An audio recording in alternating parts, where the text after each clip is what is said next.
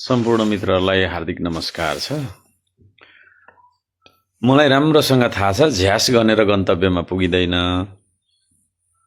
तथापि एकजना झ्यासले अलिक धेरै नै बोलेको मैले देखेँ। के भन्छ अरे, नाम चाहिँ तपाईको रवि चुडाल भन्ने छ।